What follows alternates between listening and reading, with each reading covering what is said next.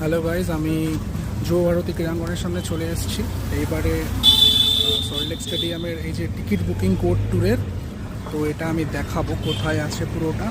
সামনে প্রচুর ভিড় আছে, তো আমি যাচ্ছি, তোমাদের দেখাচ্ছি যে কিভাবে তোমরা এখানে রিডিম করতে পারবে টিকিটগুলো।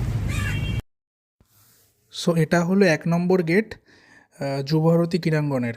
তো তোমরা মেট্রো করে যদি আসো তাহলে শিয়ালদা থেকে সল্টলেক স্টেডিয়াম নামবে, সেখান থেকে কিছু গাড়ি ধরে ফার্স্ট গেটটায় চলে আসবে। এবার ফার্স্ট গেটের সামনেই দেখতে পাচ্ছ যে এখানে বেসিক্যালি এই পুরো ফার্স্ট গেটের সামনে যতগুলো কাউন্টার আছে সব লেফট টিকিটগুলো দিচ্ছে, মানে block C1 left, C2 left, C3 left এগুলো, বা ভিআইপি লাঞ্চ লেফটগুলো, ঠিক আছে? এই দেখতে পাচ্ছ সব কটা ছোটো ছোটো কাউন্টার, বিভিন্ন কাউন্টার খুব তাড়াতাড়ি হয়ে যাচ্ছে, মানে গেছি 15-20 মিনিটের মধ্যে পুরোটা হয়ে যাচ্ছে। ডকুমেন্টস লাগছে না এখনও অবধি, আজকে অবধি 8 তারিখ।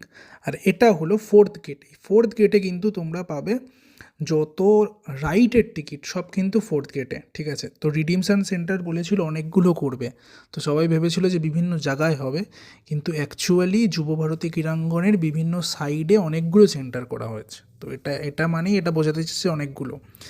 আর হলো 9 তারিখে মানে কালকে মোহনবাগান স্টেডিয়ামে আমি যতটা শুনেছি আছে।